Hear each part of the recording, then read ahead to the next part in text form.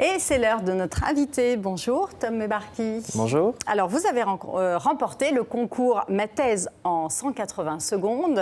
C'est un concours organisé par le CNRS et par les présidents d'université. Vous êtes doctorant en musicologie à l'université d'Aix-Marseille. Alors, votre sujet porte sur la folie organisée dans l'opéra bouffa rossinien vers une transhistoire du son. Qu'est-ce que la transhistoire du son ? Alors c'est une très bonne question. En fait, on a tendance à considérer l'histoire d'un point de vue chronologique avec des époques artistiques, quand on parle d'histoire de l'art, qui se succèdent les unes à la suite des autres. Et l'idée de transhistoricité, ça serait de faire une sorte de coupe transversale à l'intérieur de l'histoire et de montrer finalement que des périodes qui peuvent être très éloignées temporellement, elles peuvent être rapprochées. En fait, on peut vraiment les analyser, les mettre en présence, en fait, tout simplement, pour les analyser et montrer leur correspondance, leur corrélation et abandonner l'idée de causalité. Alors, si vous le voulez bien, on va regarder tout de suite un extrait de votre prestation devant le jury et on reprendra ce sujet qui est absolument passionnant. Je travaille sur l'histoire, et plus particulièrement sur l'histoire de la musique. Oui, moi à la base, vous savez, je voulais être rockstar, c'est quand même plus sexy que musicologue, mais bon. À la place, je travaille sur des compositeurs morts, c'est réconfortant, qui, en leur temps, eux, étaient de vrais rockstars. Et c'est notamment le cas d'un certain Gioachino Rossini, que j'aimerais un peu vous présenter aujourd'hui comme le Shakira de l'opéra. Vous avez l'image ? Quoi, vous avez vraiment l'image ? Bon, alors en effet, mon travail consiste à démontrer la proximité entre d'une part la musique de Rossini et d'autre part les musiques commerciales d'aujourd'hui. Parce que pour l'une comme pour l'autre, le rythme va être répétitif à l'excès. L'harmonie va être simple, voire minimaliste. Et la mélodie va souvent jouer sur une dimension enfantine. Ça, c'est pour le côté vocal. Et pour le côté instrumental, Rossini va utiliser la voix de deux manières. Alors soit en la faisant vocaliser d'une manière qui peut rappeler les vibes dans le R&B aujourd'hui, soit en la faisant parler, chanter très vite, ce qui fait de Rossini l'un des premiers rappeurs de l'histoire de la musique. Bon, alors évidemment, c'est pas la même esthétique musicale, mais c'est les mêmes matériaux sonores qui sont utilisés. En gros, Rossini et Lady Gaga, ça sonne pas pareil, mais quand même, on peut trouver dans les partitions les mêmes techniques d'écriture, la même manière d'écrire. Alors, comparer Rossini à Lady Gaga ou Shakira, c'est très audacieux. Est-ce qu'il n'y a que Rossini qui pouvait se prêter à cette interprétation, ou en tout cas à cette transhistoire du son et de la musique ? Alors non, Rossini, j'ai parlé de Rossini parce que c'est le compositeur sur lequel je travaille, mais c'est vrai qu'on a tendance à considérer qu'il y a un fossé entre la musique commerciale d'aujourd'hui et la musique qu'on appelle classique, qui était dans les siècles avant. Mais finalement, et c'est ce que je dis à la fin de mon intervention, la musique classique, comme on l'appelle aujourd'hui, c'était la musique populaire d'hier, puisque finalement, les gens allaient... ça dépend de quel type de musique, mais en tout cas pour l'opéra, l'opéra c'était vraiment une musique qui était là pour un spectacle, pour vraiment plaire au plus grand nombre. Et donc du coup, effectivement, les compositeurs devaient écrire de la musique en fonction des attentes d'un certain public et répondre finalement à l'offre et à la demande suivant les cas et les commandes qu'on leur passait. Et ça, c'est aussi une façon de ramener la musique classique dans le monde musical actuel, parce que c'est vrai qu'aujourd'hui, on a un peu la sensation que cette musique classique est laissée à une élite.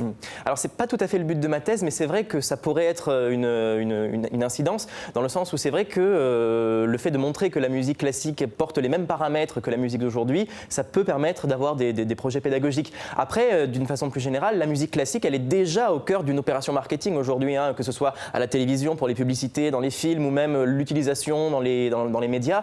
La musique classique porte déjà en elle ce côté marketing, puisqu'elle est utilisée aujourd'hui de cette manière-là.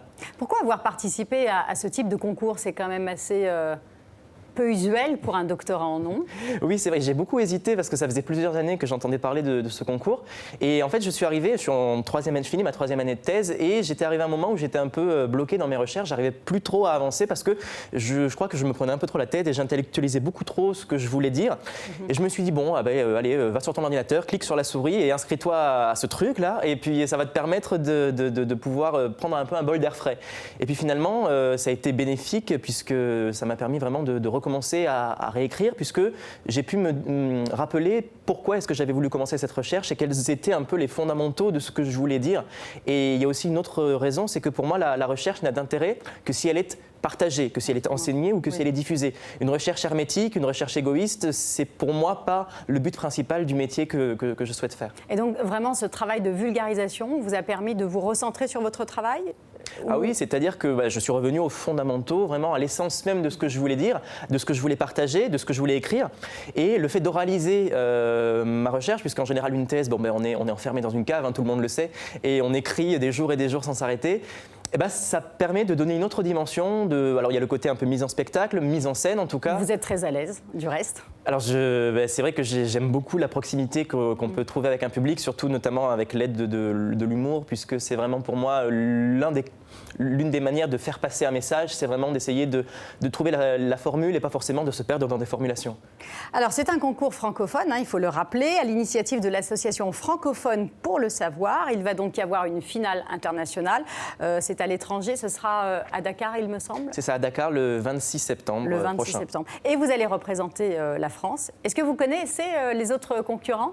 Alors non, je vous avoue, j'ai pas voulu regarder aucune vidéo parce que justement... Mais elles sont disponibles.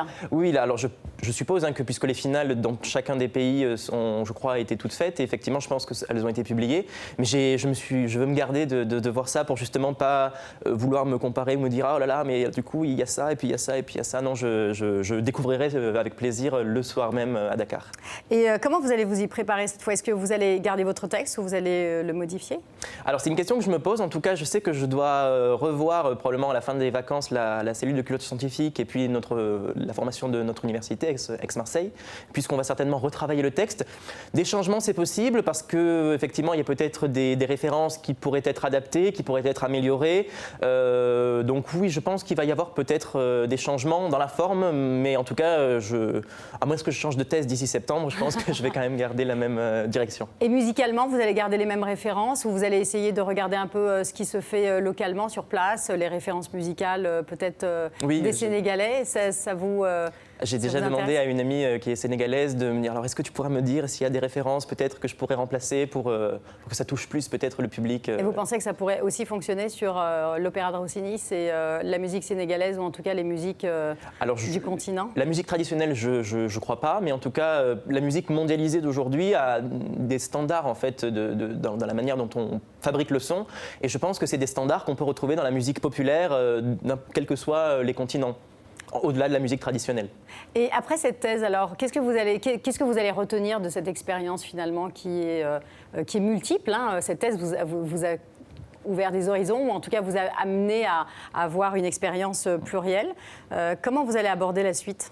C'est-à-dire, j'avoue que depuis que je suis apprenti musicologue, je m'étais un peu éloigné de tout type de médiatisation ou de diffusion, parce qu'avant j'étais chanteur d'opéra, donc du coup j'avais plus ou moins l'habitude de me produire devant des publics, et je me suis dit tu abandonnes ça, tu retrouveras plus jamais ça. Et le fait d'avoir retrouvé ça, mais sur une casquette différente de musicologue, c'est vrai que ça enrichit, ça a vraiment enrichi mon expérience dans l'enseignement, dans la volonté de faire de la musicologie, et je pense que c'est quelque chose qui sera déterminant par la suite, parce que j'aimerais être enseignant et idéalement enseignant à l'université, et pour moi la vulgarisation c'est aussi important quand on s'adresse à des étudiants, et je pense qu'on peut amener la vulgarisation au-delà des médias, mais également au sein de l'université, sans forcément tomber dans le vulgaire non plus.